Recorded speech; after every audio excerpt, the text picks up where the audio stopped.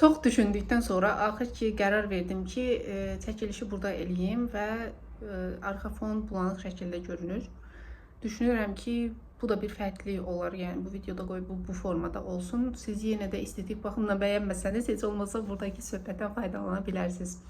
Bu gün mən yox demək haqqında danışacağam. Hansı ki, seanslarda da üzləşdiyim və insanın öz sərhəddini təyin edə bilməməsindən bağlı çox ciddi bir problemdir. Bu problem niyə yaranır və biz bunun öhdəsindən necə gələ bilərik? Bununla bağlı ətraflı söhbət edəcəyik. Mövzunu araşdıranda ilk diqqət yetirəcəyimiz məqam budur ki, bizdə yox demək bacarığı nə üçün zəif olur? Yəni mən digər insanlardan fərqli olaraq nə üçün öz sərhədlərini təyin etməkdə çətinlik çəkirəm və bir insan mənə nəyisə təklif eləyəndə mən bunu istəmirəmsə, asanlıqla ona yox deyə bilmirəm. Təbii ki, burada ilkin səbəb insanın şəxsi dəyərləri ilə bağlıdır. Mənim yadıma gəlir ki, mən özüm uşaq olanda elə bir ailədə böyümüşəm ki, ailədə hər kəs fədakar rolundaydı və insanlar kimsə bizdən dəstək istəyəndə evdə olmasa belə tapıb onu hardansa verirdilər və yaxud da borca kimsə pul istəyirdi. Çıxarıb o pulu tez bir zamanda verirdilər. Baxmayaraq ki, özümüzün ehtiyacımız var idi, amma qarşı tərəfin ehtiyacı bizim ehtiyacımızdan daha üstün görülürdü. Bu belə bir mühitdə böyüyən bir insan təbii ki, o dəyərləri düzgün dəyərlər hesab eləyir və şəxsi həyatında da buna yer verməyə başlayır. Yəni qısacası yaxşı insan obrazını yaratmaq üçün ailəmizdə belə dəyərlər formalaşıb. Yəni mən o insana pul verməsəm və yaxud da mən o insanın istədiyini eləməsəm, mən yaxşı insan deyiləm. Yaxşı insan və fədakarlıq arasında bir əlaqə qurulub deyə artıq bu bizim beynimizdə bir dəyərdir. Və biz o dəyərləri pozduğumuz zaman, yəni kiməsə yox dediyimiz zaman, öz ehtiyacımızdan keç başqasının ehtiyacını gördüyümüz zaman həmin o dəyərlər pozulur. Və bu da insanda psixoloji narahatlıqlar yaradır. Təzə-təzə yox deməyə başlayan insanlarda psixoloji narahatlıqların əsas səbəbi budur. Yəni əvvəlki dəyərlərinə bir növ dırnaqarası sadiq olmur o insanlar və bu səbəbdən dolayı daxilində iç səsləri deyirik biz buna. Onu qınayan, tənqid edən, sən necə vicdansız insansan, sən nə üçün dəyərlərini pozdun, bəlkə onun daha çox ehtiyacı var idi deyə həmin o insanı narahat edən fikirlər yaranır. Həmçinin bu insanlar başqalarına yardım etməyi özü üçün bir vacib bir əməl hesab edir. Yəni mən həyatda başqalarına yardım etmək üçün varam. Mən həyatda özümü bu şəkildə təsdiq edirəm. Təbii ki, bunun altında da yatan bəzi psixoloji ehtiyaclar var. Hansı ki, insanın özünü təsdiq eləməsi bununla şəkillənibsə, yəni mən başqalarına yaxşılıq etsəm, gələcəkdə mən mükafatlandırılacağam və yaxud da mən yaxşılıq etsəm, dini nöqteyi nəzərdən mən savab qazanmış ola bilərəm. Mən yaxşılıq etsəm, demək ki, sevilmək hissinə də layiqəm. Yaxşılıq etməliyəm ki, həyatda hamı məni daha çox sevsin. Bu kimi dərin inanclar insanda bu davranışa sövq eləyən əsas səbəblərdən biridir. Bir də var insanın özünün dəyərinin aşağı olması. Yəni mən özümə verdiyim dəyər, mənlik anlayışım zəifdirsə, öz sərhədlərini təyin etməkdə çətinlik çəkirəm və özümün varlığımı başqalarını məmnun etməklə sübut etmiş oluram. Baxın, bu cümləyə diqqət yetirin. Özümün varlığımı başqalarını xoşbəxt etməklə sübut etmiş oluram. Yəni kimsə mənim tərəfimdən xoşbəxt olursa, o zaman mən özümü xoşbəxt hiss edə bilərəm və öz varlığımı özümə sübut etmiş ola bilərəm. Bu da təbii ki, uşaqlıq təcrübələrindən yaranır insanda. Burada nevrotik pozuntulu insanlardan danışıram mən. Yox demək bacarığı zəif olan insanlar. Şəxsiyyət pozuntuları və psixozlar burada daxil deyil. Yəni qısa olaraq onu desəm, yox deyə bilməməyin əsas səbəbləri insanın şəxsi dəyərlərinin onun üzərində qurulması olur. Şəxsi dəyərlər, yəni mən yox desəm pis insanam, mən yox desəm təsdiq olunma ehtiyacım qarşılanmaz, mən yox desəm digər insanlar məndən çəkinər, sosiallaşa bilmərəm, yox desəm başqa insanlar məni pis biri kimi qəbul edə bilər, yox desəm mən nankor insanam, yox desəm burada müəyyən fikirlər yaranır. O fikirlər artıq sizin daxili ehtiyaclarınızı təyin edə bilir. Siz də öz-özlüyünüzdə bunun səbəbini araşdırmaq istəyirsinizsə, belə cümlələr qurun. Mən yox desəm necə bir insanam? Yəni mən insanlara yox dediyim təqdirdə bu məni necə bir insan edir? Orada çıxan düşüncələr sizin daxili ehtiyaclarınızı göstərir. Şəxsi dəyərlərinizi göstərir ki, siz özünüzə necə dəyər verirsiniz və bu dəyərlər sizin həmin o xüsusiyyətinizi necə formalaşdırıb. Bir insan olaraq şəxsi ehtiyaclarımız var və bu şəxsi ehtiyaclarımız hər insana yox deyə bilməsək qarşılanmır. Məsələn, bir insan məndən istəyir ki, gəl bu gün gəzməyə gedək və yaxud da bu gün paltarını ver mən geyinim. Əgər bunu mən istəmirəmsə, yox demək bacarığımda yoxdursa, o insana həmin o paltarı təqdim edirəm və yaxud da istəmədiyim halda o insanla bir yerdə gedirəm. Bu ən birinci məsələ insanın özünə hörmət etməməsidir. Yəni mən öz istəklərimdən keçərək başqasının istəyi üçün öz istəyimi qurban verirəm. Bu məsələyə gəlib çıxır və bu da insanda aqressiya yaradır. Daxili aqressiya, o istəmsizlik hissi bir müddətdən sonra o insana qarşı aqressiyaya çevrilə bilər və siz bunu davranışlarınızda özünüz də müşahidə edə bilərsiniz. Və yaxud da əhval-ruhiyyənizdə yorğunluq, pasiv aqressiya, istəksizlik, bu kimi əlamətlər də əslində yox deyə bilməməkdən yığılıb qalmış hisslərdir ki, o hisslər bu şəkildə özünü göstərməyə başlayır. Bu videonu qısa çəkməyi düşünürəm. Ona görə də birbaşa keçirəm. Yox demək bacarığını özümüzdə necə formalaşdıra bilərik buna. Təbii ki, mən bir insana deyək ki, məndən ilk dəfədir qarşılaşır və mənə deyə bilər ki, mən yox deyə bilmirəm, necə eləyim ki, yox deyim. Mən ona sadə tövsiyələr verə bilərəm ki, yox demək üçün bunu elə sadədən mürəkkəbə doğru başla, amma hər insanın ehtiyacları fərqli olur və burada yaranan situasiyalar da tamamilə fərqli olur. Çünki insan daim özünü insanlara bu şəkildə təqdim eləyibsə, yəni insanlar onu elə görürlərsə ki, bu yox deyə bilmir, onsuz da bundan istifadə eləyək və yaxud da hər dediyimizə hər deyir, demək buna da razı ola bilər. Biz başlasaq özümüzdə xüsusiyyət formalaşdırmağa, digər insanların da bizə münasibəti dəyişəcək. Yəni bunu da nəzərə almaq lazımdır. Ona görə də bu bacarığı formalaşdırmaq uzun bir yol tələb edir. Həmçinin insana güclü psixoloji hazırlıq tələb edir ki, biz qarşılaşdığımız problemlərdə özümüzü itirməyək və yola davam edək. Ona görə də ilk növbədə psixoloji olaraq özümüzü hazırlamalıyıq ki, mən yox demək bacarığını özümdə formalaşdırsam, kənardan tənqidlərə də məruz qala bilərəm. Məni tənqid edən daxili iç səslərim də ola bilər. Həmişə məni qınayan, sən nankorsan, sən başqalarının ehtiyaclarına göz yumursan, bəlkə psixoloq səni aldadır, yəni bəlkə sən şeytan tərəfindən aldadılırsan. Bu kimi fikirlərlə də qarşılaşıram. Bunları insan qəbul edəndə ki, onlar onun beyninin ona qurduğu bir ssenarilərdir və onu yanlış yola çəkir. İnsan bunu qəbullananda bundan mübarizə aparmaq onun üçün asan olur. Yəni ilk növbədə bunu qəbullanmaq lazımdır ki, o sizin şəxsi dəyərlərinizlə bağlı deyil. Sizdə kimisə yaratdığı dəyərlərlə bağlıdır ki, sizi qınayan iç səsləri də buna görə formalaşır. Bunu qəbul etdikdən sonra dəyərlər üzərində işləməyin artıq vaxtıdır. Yəni mən nə üçün yox deyə bilmirəm? Tutaq ki, siz mən niyə yox deyə bilmirəm və yaxud da yox desəm nə baş verə bilər kimi bir sual verirsiniz özünüzə. Burada müxtəlif cavablar meydana çıxır və məsələn, İnsanlar məndən uzaqlaşar. Demək ki, sizin qəbullanmaq, aid olmaq ehtiyacınız var və bu ehtiyacınızın qarşılamayacağını düşünürsünüz. Və yaxud da məni pis insan kimi qəbul edərlər.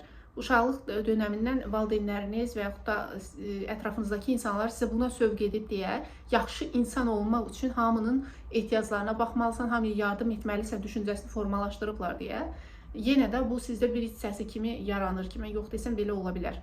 Və yaxud da məni pis bir insan kimi bilər, dostum mənim dəyişdiyimi mənə deyə bilər. Bu kimi fikirlər yaranacaq. Bu fikirlərin də avtomatik fikirlər olduğunu qəbul etmək lazımdır və bu dəyərlərin üzərinə getmək lazımdır. Yəni mən yox desəm qəbul olunmayacağımı düşünürəm. Düzdür, burada qəbul olunmama ehtimalım var bəzi insanlar tərəfindən, amma bu sağlam bir münasibət deyil. Onsuz da yox deyə bilmədiyiniz təqdirdə ətrafınızda olan insanlar sizin ehtiyaclarınıza görə davranmır. Siz sadəcə qəbul olunma ehtiyacınız var deyə onlarla zərərli bir münasibət içərisindəsiniz. Yəni öz ehtiyacınızı görməzdən gəlib onlara yaxşılıq edirsiniz və o insanlar da bundan istifadə edib daim sizin ətrafınızda olurlar, sizdən sui-istifadə etmək üçün. Sizdə də az da olsa o qəbullanmaq ehtiyacınız qarşılanır. Amma yox demək bacarığını formalaşdıranda insan özündə sağlam şəkildə qarşısındakı insan da ondan düzgün münasibət qurur, onun sərhədlərini bilir. Özünə hörmət edən bir insanda, yəni münasibətlər bu şəkildə davam edir. Yəni dediyim kimi ilk növbədə bunları gözə almaq lazımdır və o dəyərləri sorğulamaq lazımdır. Nədən qaynaqlanır, hansı ehtiyaclarımla əlaqədar ola bilər. Əlavə olaraq onu da deyim, burada indi tənqidi yanaşan insanlar var, hansı ki mənim sözümü bir tərəfli başa düşür və başlayırlar bildiyi, bilmədiyi nəyisə danışmağa. Burada hər kəsə hər şeydə yox deməyi, egoist bir insan olmağı mən nəzərdə tutmuram.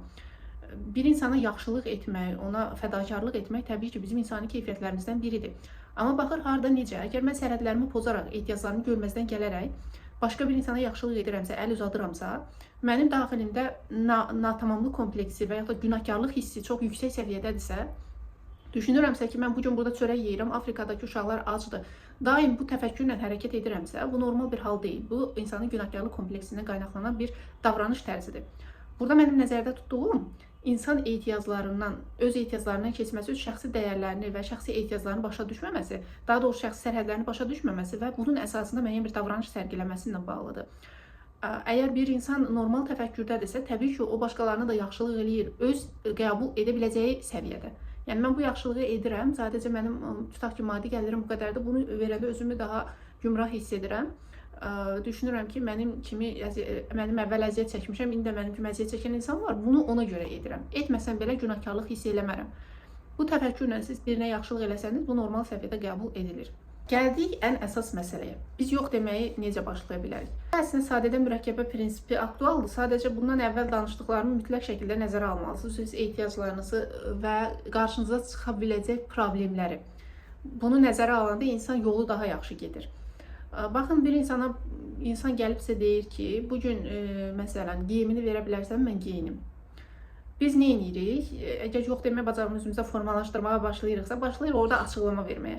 Yox, bu gün mən geyimimi sənə verə bilmərəm, o geyimi mən bugün özüm geyinəcəm. Başlayırıq yalanlar uydurmağa və açıqlamalar verməyə.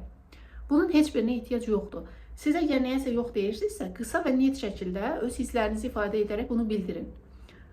Yox deməyin də tərzi var, üslubu var. Yəni o insan məndən nəyisə istəyirsə, mən ona desəm ki, yox, sən məndən kimsən ki, bunu istəyirsən və yaxud da mən onu sənə vermək istəmirəm. Bu şəkildə demək düzgün deyil.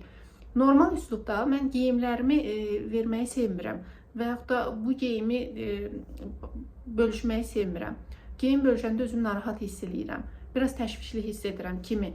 Öz hisslərinizi, real hisslərinizi ifadə edirsiniz və o insan əgər normal təfəkkür tərzinə malikdirsə, o insana toxunmayacaq. Amma başlasa orada açıqlama verməyə, mən bugün bunu verə bilmərəm, mən özüm geyinəcəm, köynəyimdə nəsə ləkə var, onu yumalıyam kimi yalanlar uydursaq, təbii ki, o insan bir də soruşacaq və sualdan sual yaranacaq. Və yaxud da dostunuz sizə təklif eləyir ki, bugün məndən gəzməyə gedək və yaxud da hansı bir aktivitə var, onu maraqlandıran. Biz bunu istəmirik. Biz bunu istəmədiyimiz təqdirdə o insana hə desək, bu özümüzə bir xəyanət hesab olunur. Yox demək bacarığını özümüzə formalaşdırırıqsa, burada yalan demək əvəzinə öz hisslərimizi ifadə edə bilərik. Bu gün mənim işim var, bu gün istəyirəm ki, getməyim heç yerə və yaxud da bu gün həkimə gedəcəm kimi yalanlar uydurmaq əvəzinə real olaraq istəmədiyinizi net bir ifadə ilə bildirirsiniz. Getmək istəmirəm, mənim marağımda deyil. Başqa vaxt gedə bilərik, amma indi düşünmürəm kimi net cavablar verirsiniz. O sizə qayıdıb sual versə ki, nə üçün getmək istəmirsən? Bu gün getsək daha yaxşı ola bilər, başqa gün bəlkə gedə bilmədik. Orada sizi manipulyasiya eləməyə çalışsa, yenə diqqətli olmaq lazımdır. Siz orada açıqlama verməyə başladığınız an yenə də günahkar siz olacaqsınız. Yəni günahkar çıxardacaq qarşınızdakı insan sizi. Çalışın ki, heç bir açıqlama verməyin və net şəkildə fikrinizi, istəyinizi ifadə edin. Mən də şəxsi təcrübəmdən sizinlə bölüşüm. Məsələn, mən yeniyetmə vaxtı harasa qonaq gedəndə istəmədiyim yeməkləri yeyirdim. Kimsə mənə təklif eləyirdi ki, məsələn, gəl yumurta ye. Misal üçün deyirəm, mən yumurtanı sevmirdimsə, sırf o insanın istəyinə görə deyirdim ki, hə, yəni yeyərəm. Və yaxud da belə bir məqam olur qonaqlıqda, bizim rayonun milləti çox qonaqpərvərdir. Gedəndə o qədər yemək təklif eləyirlər ki, yəni mən özüm çox az yeyən bir insanam və qarşımda boşqabıma qədər gətirib çəkirdilər və hamısını yeməliydim. Orada yox deyə bilmədiyim üçün məcbur hamısını yeyirdim və bu mənə narahatlıq verirdi. Amma indi elə deyil təbii ki, yəni uzun illər keçib aradan və mən sərhədlərimi təyin edə bilirəm. O insan mən boşqabıma yemək qoysa belə, net şəkildə mən bunu sevmirəm deyərək gülümsəyə bilərsiniz. Bu o insanın xətrinə dəysə belə, burada sizin heç bir günahınız yoxdur. Və bunu başa düşmək lazımdır ki, biz sərhədlərimizi düzgün şəkildə təyin ediriksə, istəmədiyimiz bir şeyə yox deyiriksə, qarşı tərəfin pis olmasının günahkarı biz deyilik və yaxud da onu həmin o pis vəziyyətdən çıxarmaq məcburiyyətində də deyilik. Yəni o insanın öz daxili dəyərləri ilə bağlıdır. Özünə hörmətsizlik, haqsızlıq olunduğunu düşünə bilər. Amma bu bizlə bağlı bir problem deyil. O insanın şəxsi dəyərləri özünə olan hörməti ilə bağlıdır. Buna görə də burada da heç bir narahatlıq hissi keçirmənizə ehtiyac yoxdur. Videonu ilk dəfədir ki, belə bir şəraitdə çəkirəm. Bilmirəm necə alınıb. Biraz bulanıq alına bilər. Çünki çöldən işıq gəlir və o işıq bu istiqamətdə olur deyə bulanıq olması normal haldır məncə. Yenə də baxın. Düşünürəm ki, sizin üçün faydalı oldu. Əgər kanalıma abunə olmamısınızsa, bu videoya birinci dəfədir məni izləyirsinizsə, kanala abunə olmağı unutmayın. Çünki mənim bu kanalda sizin üçün faydalı ola biləcək videolarım var və bundan sonra da istəkləri nəzərə alaraq müəyyən psixoloji mövzularda videolar çəkməyi düşünürəm ki, sizin üçün faydalı olsun. Ən azından psixoloqa gedə bilmirsinizsə, özünüz üçün, öz yaşam keyfiyyətinizi artırmağınız üçün nələrsə edə biləsiniz. Təşəkkür edirəm, minnətdaram videonu dinlədiyiniz üçün.